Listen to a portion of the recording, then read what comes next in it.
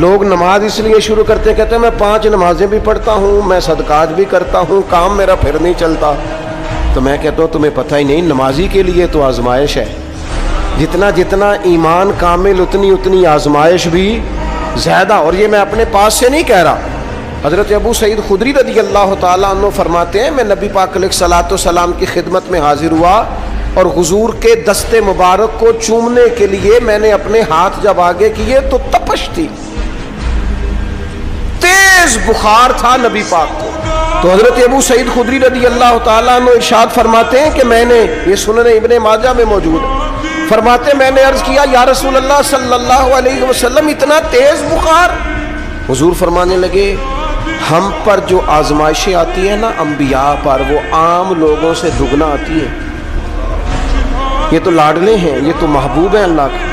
فرمایا عام لوگوں سے دگنی آزمائش آتی ہے، لیکن فرمایا ہمارا رب بڑا کریم ہے، ہمیں اجر بھی ڈبل ہی عطا کرتا ہے، ہمیں اجر بھی ڈبل ہی عطا کرتا ہے. تو حضرت ابو سعید خدری کہتے ہیں موقع اچھا تھا، میں نے ایک سوال بھی کر دیا. میں نے کہا یا رسول اللہ صلی اللہ علیہ وسلم بتائیے نا بھلا دنیا میں زیادہ آزمائشیں کن کو آتی ہیں؟ تو حضور فرمانے لگے سب سے زیادہ آزمائشیں اللہ کے انبیاء کو آتی ہیں، نبیوں کو آتی ہیں. حضور اس کے بعد فرمایا اس کے بعد جو ان کے زیادہ قریب ہوتا ہے اسے آتی ہے.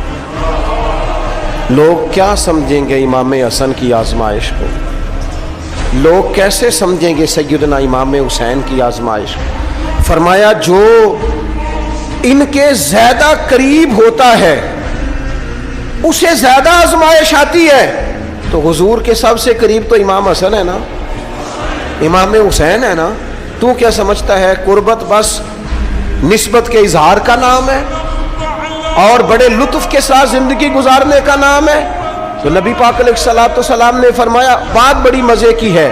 فرمایا پھر اللہ کے بعض بندے تو ایسے ہوتے ہیں جنہیں اللہ فقر میں مبتلا کر دیتا ہے. فرمایا ان کے پاس صرف ایک چادر رہ جاتی ہے، اتنا فقر ان کے پاس آتا ہے. لیکن جو حدیث کے آخری لفظ ہیں نا وہ وجد والے ہیں، وہ وجد والے ہیں، وہ سرور والے ہیں. ہمارا یہ مزاج ہوتا ہے کہ میٹھا میٹھا کھا جاؤ اور ذرا کڑوا آ جائے تو سویرے بھی رو شام بھی رو، حال ہی کوئی نہیں، غریبی بڑی، پریشانی بڑی، حضرت صاحب گھر سے بیماری جاتی نہیں. اور جناب کیا بتائیں، بعض لوگ تو ایسے ہیں جن کی بات سن کے لگتا ہے زندگی میں کبھی سوئے ہی نہیں، اتنے بڑے بڑے دکھ سناتے ہیں. او خدا کی رحمت کا بھی تو ذکر کرنا، خدا نے جو تیرے اوپر انعامات کیے ان کا بھی تو ذکر کرنا.